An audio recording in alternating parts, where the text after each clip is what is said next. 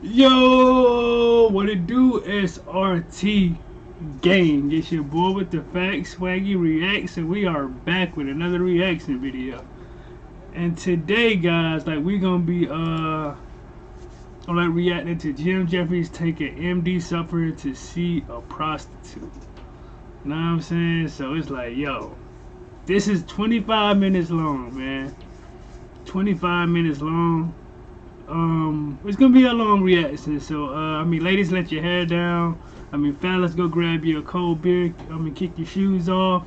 We gonna be here for a while. You know what I'm saying? We gonna be here for a while. We're quarantined anyway, so we ain't going nowhere no way. So we might as well go ahead and just kick back, relax, and kick it with your boy. You know what I'm saying? So we finna go ahead and get into this reaction.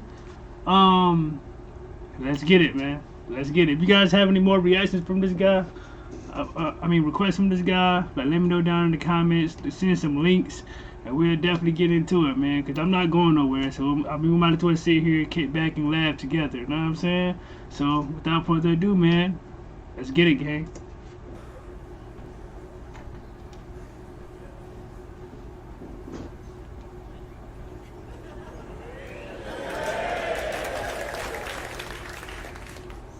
How many more do you reckon there's behind them? There's a dwarf behind there mixing me a cocktail.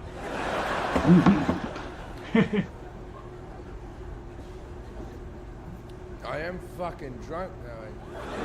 Oh, Lord. He drunk on stage. Alright. I'm going to tell you a story. This story is very long. The first 3 minutes of this story are very depressing. Stitching up my pants.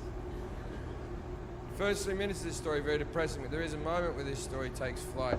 And you have to hang in there with me until this moment and trust me that the story's going to get good. Okay. I grew up at number 3 Turramurra Street. At number 5 was my two best childhood friends, Andrew and Daniel Connor. Daniel was born with a disease called muscular dystrophy. If you don't know what muscular dystrophy is, it's a horrible disease that wastes away your muscles. It's the same as Lou Gehrig's disease or motor neurone disease, except you're born with it. Mm-hmm. You get diagnosed when you're about 6 years old, when you're not walking right, they put you on crutches. By the time you're 10, you're in a wheelchair. By the time you're 20, you're in a completely vegetated state. Most people die before their 25th birthday. Bro, that's tough, bro. That's really tough. Something to grow up with and have as growing up. That's tough. Excuse me, y'all, 'cause I'm about to sit back, because we about to be here for a minute anyway, so I'm about to kick back and relax my damn self, so. Dan's lived to be 33 years old, still alive and kicking. That's awesome. Let me rephrase that. Still alive. He's actually died 7 times in his life and been resuscitated 7. Bro. And I once asked him, I said, Dan, what happens after you die? And he said, nothing. So good luck with your religion and your faith.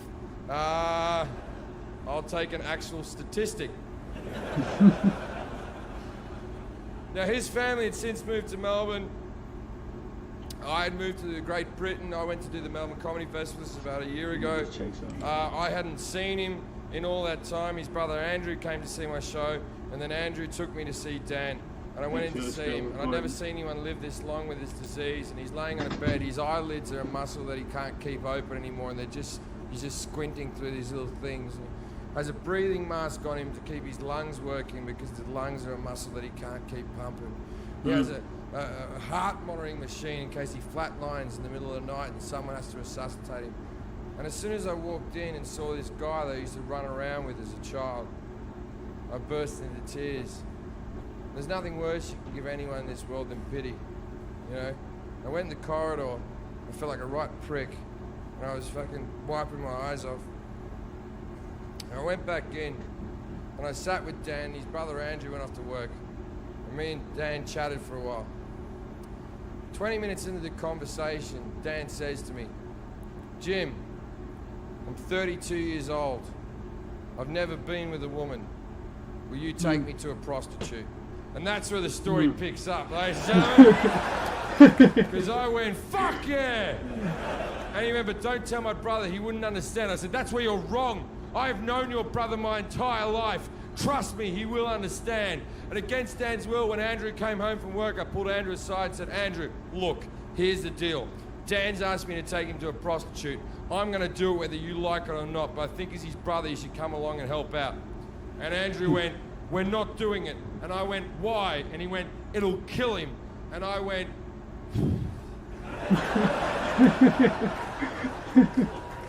he's gonna die soon anyway. This is a good way for him to go. Like, sure, we'll have to answer a few questions. And he said, we're not doing it. And I said, why? And he goes, because Mum doesn't like you already. Oh, and I went, your mum's never liked me. That's why I'm the right guy to kill your brother. Oh, wow. And he said, all right, we'll do it, but he can't have full sex. Full sex will kill him. He can only have a blowjob. And I thought that was fairly reasonable. So we went back in and saw Dan. He was where we left him. And we said, Dan, here's the deal. I know you told me not to tell your brother, but I told your brother. Me and him are both going to take you to the knock shop tomorrow, mate. But you can't have full sex. You can only have a blowjob. And Dan went, I want full sex. And his brother Andrew went, Dan, you're in no position to argue with anyone ever. Then Dan reluctantly agreed. Now, prostitution in Australia is legal. So I spent the rest of the afternoon going through the phone book trying to find a brothel with wheelchair access. Really though? Like, it's legal up there? Word? I never knew that, bro. Hold on, let me fix this mic. Fix this mic for y'all.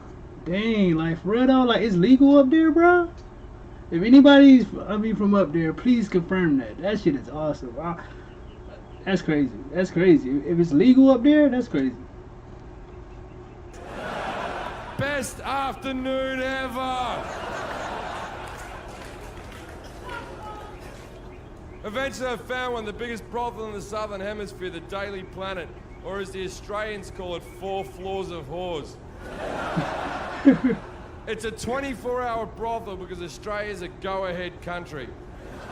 So we decided we were going to go early in the morning, like real early, like 6 a.m. We wanted to go when the place was quiet and we weren't going to cause a scene.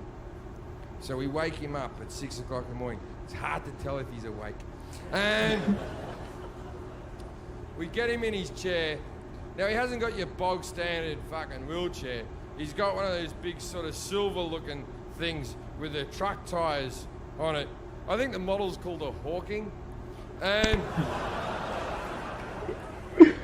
even though his muscles don't work, they get sore. So this thing can move him from side to side and back to front and even into a full bed. So we get him in the chair, then we order a taxi. And then it's not like you have black cabs out there. It's like a normal car, but they've modified the back to go higher, and they drive him up through the boot, and they strap him in there, and he sits up high with windows all around him like a big retarded Pope. Or as the Catholics would say, the Pope.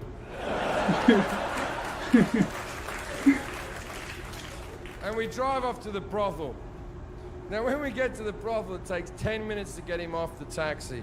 I see this as my window of opportunity. So while they're getting him off the taxi, I run into the brothel. Now there's 2 ways that brothels work.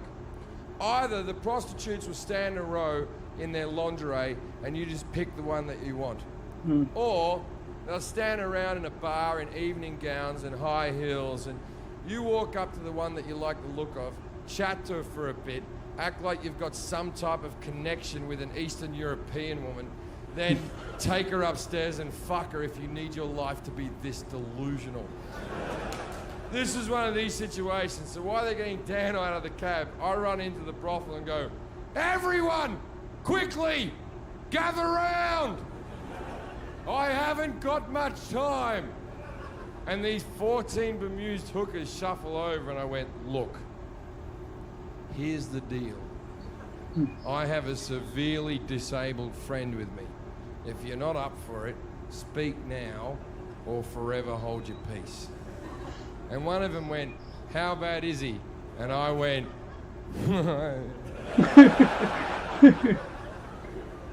pretty fucking bad. And 10 of them said they wouldn't do it. And I said, well, I respect that.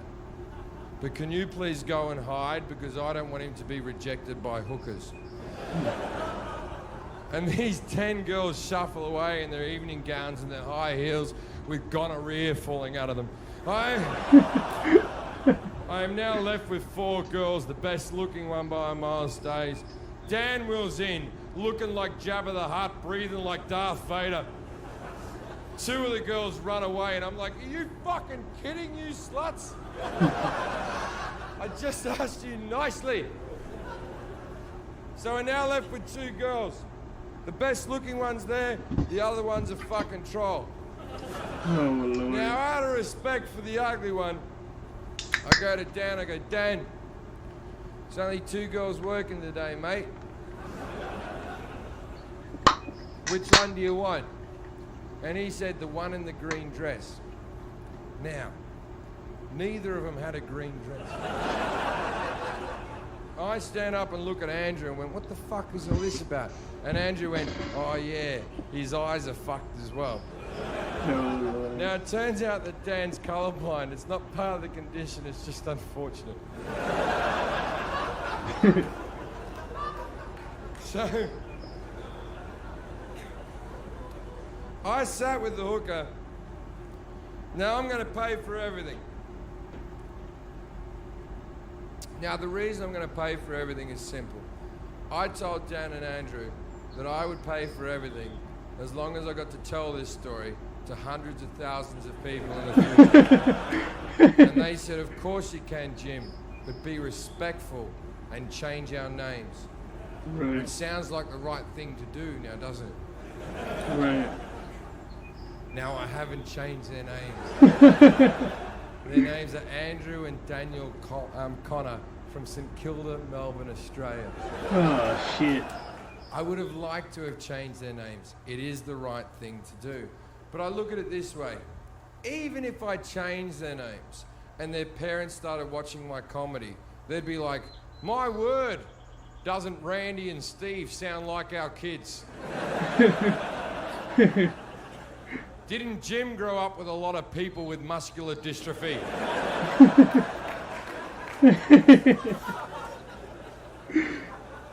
Yeah. So I sat there with a hooker and I said, how much for the half hour? And she said, 180. And I said, I'll give you 250 because I realise this is a specialty thing you're doing. And she goes, I got one question for you. And I said, shoot. And she went, is he mentally retarded? And I went,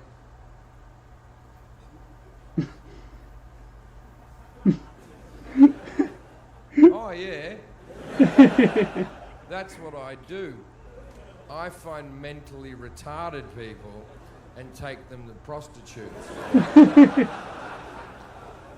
I'll be masturbating in the corner. Oh. He doesn't even know he's here. And she went, okay then, but if there's 2 of you, we'll go, no, he's not mentally retarded. It's his choice to come here. There's a good chance he'll die. And she went, what am I meant to do with him? And I went, I don't know. I've never been a hooker. But I'm thinking, give him a bit of a show, dance around a bit, rub your tits in his face, then suck him off. But don't sit on him or fuck him. It'll kill him.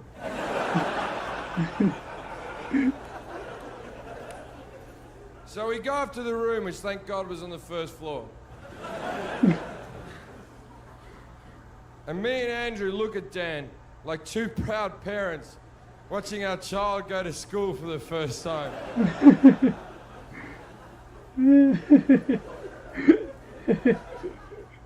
And then we leave, and as we proceed to leave, I pat Andrew in the back and I said, Andrew, you've been a good brother today.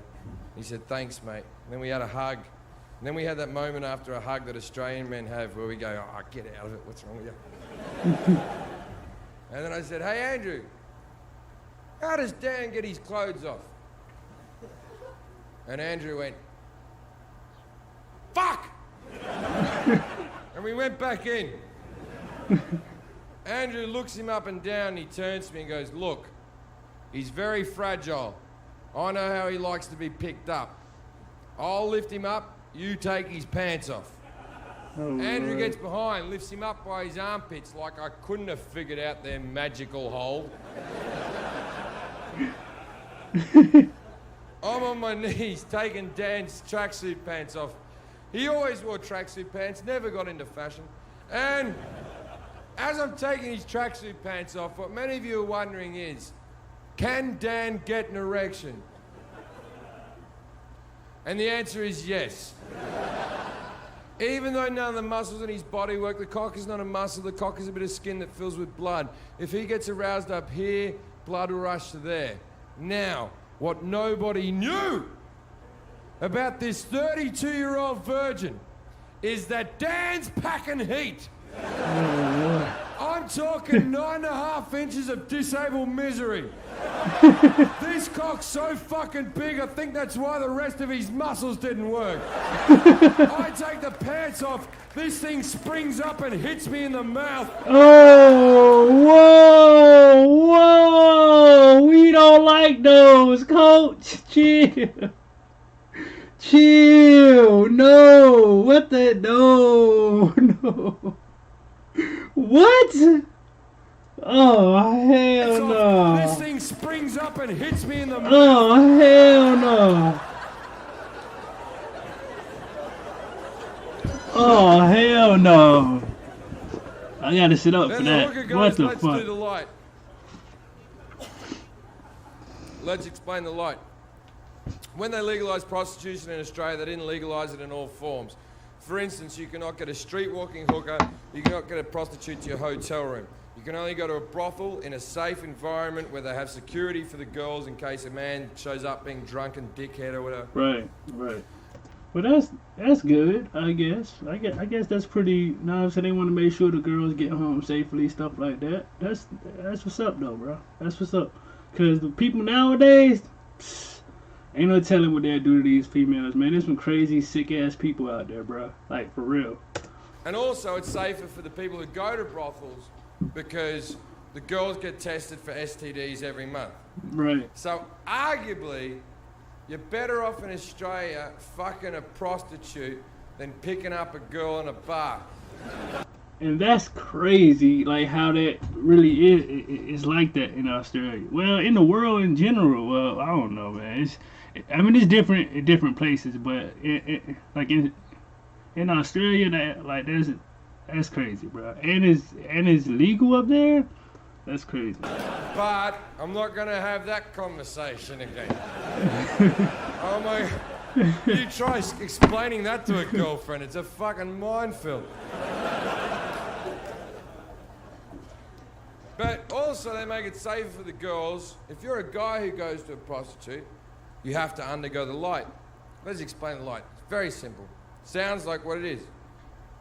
You put your cock under a very bright light, and they look around the shaft. See if you got any if there's diseases. anything untoward. Yeah, like diseases. Then they get a magnifying glass Right. out, go through your pubes to make sure nothing's running around. It's not a big deal. I've been rejected heaps of times. Now the chair's here, there's a bed here, there's a hot tub there, the light's over there. Now we try to get the chair past the bed and the hot tub, but we can't get it through. So me and Andrew walk over the hooker and we're whispering because we don't want Dan to hear, and we're like, we can't do the light thing. And she goes, if you don't do the light, I'm not doing it. And me and Andrew went, come on. He's a virgin, what's the worst that can happen? And she whispered, actually, I'm more concerned about its cleanliness. And then his brother Andrew said loudly and proudly, I washed it before we came out. Now you may think you're a good brother, good sister, good mother, good daughter, whatever the fuck you think you are in this world. But you're nothing until you've washed your disabled brother's cock to take him to a prostitute. That is love, ladies and gentlemen. Tangible fucking love. Right, that's right. So we looked at Dan. Everyone agreed it was time to go. We looked at Dan. Me and Andrew looked at him and went, "We're going now, mate. If you've got anything you want to say to us, say it now, because we're going to leave, mate." And this is what Dan did.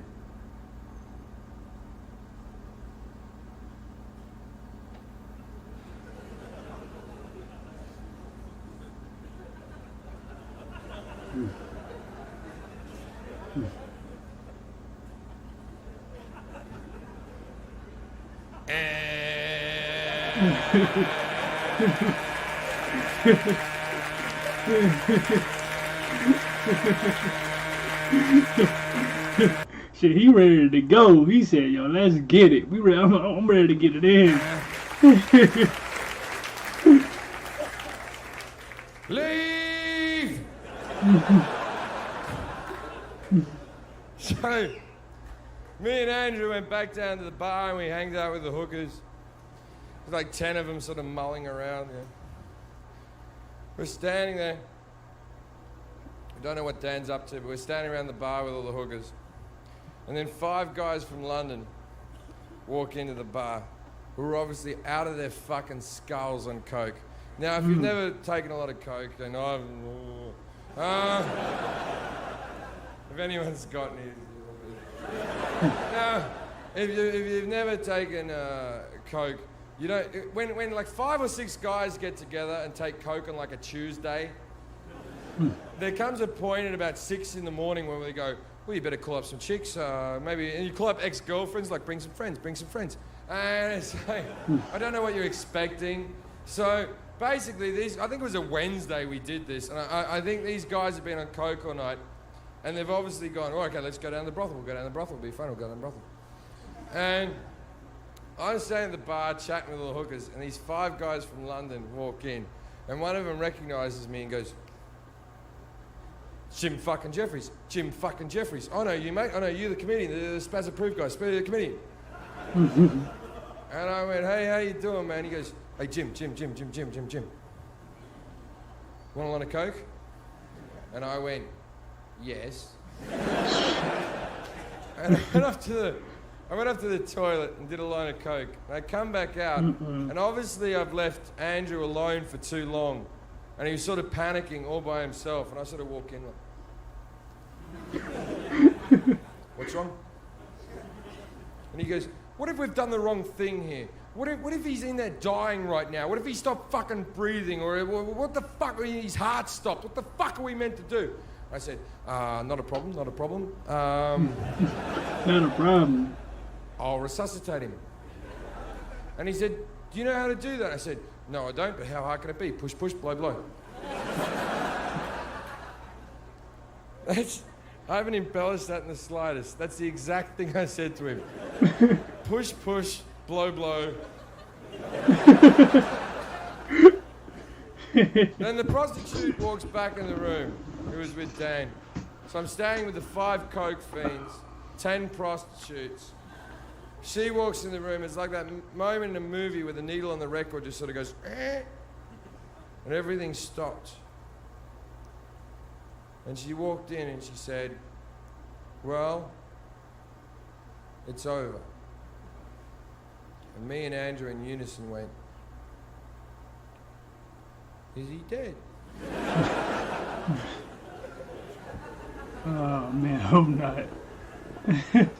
And her exact words were, "Oh, I didn't check that."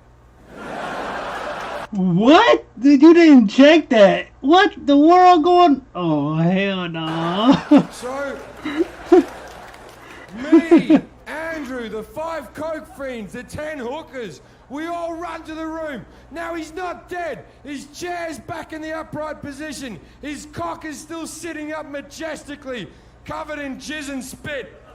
But for a man who an hour ago couldn't lift his eyelids, he was sitting there like this.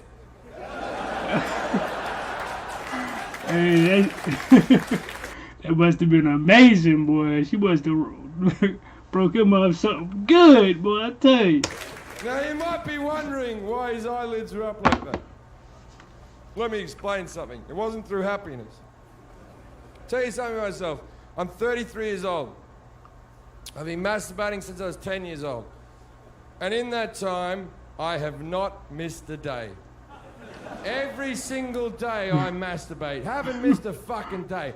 Every day I'm in a hotel room with a laptop way high up on my chest here. So I don't have to look at the filth I'm doing to myself. So I'm watching porn here. And 9 times out of 10 I hit the Apple sign. Oh, Lord, what?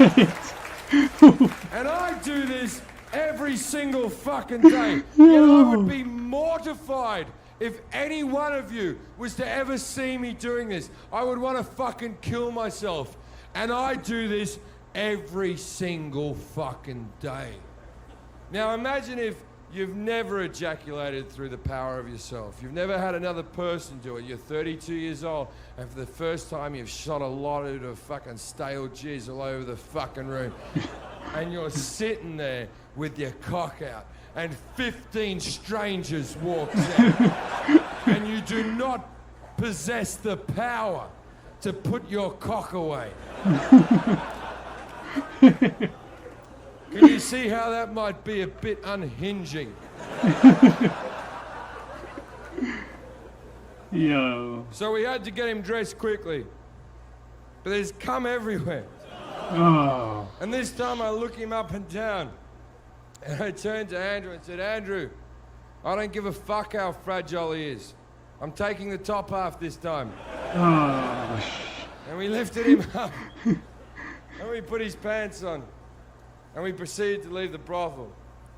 Now, as we left the brothel, I turned to Dan. I said, Dan, I paid for a story. Please tell me what happened. And he said, well, she danced around a bit, rubbed her tits in my face, and sucked me off. Which is what I asked her to do. It's so nice to be a disabled sex puppeteer. but even nicer than that, I used to have a preconceived notion on what I thought about people such as prostitutes, man, but I was wrong. That woman treated him with dignity and respect and made him feel like a sexual being for the only time in his life. You can't put a price on that. All right? Well, 180 is the exact figure. 180.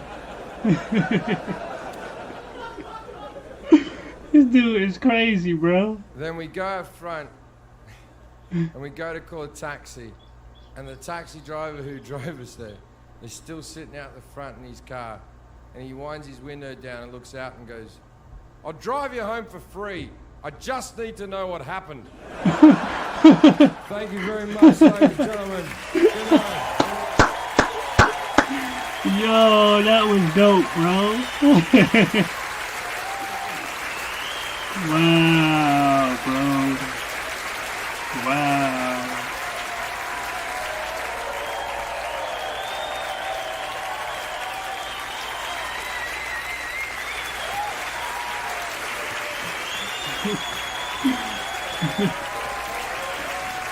That was dope, bro. Like that was Jefferies, bro. I took an MD sufferer to see a prostitute.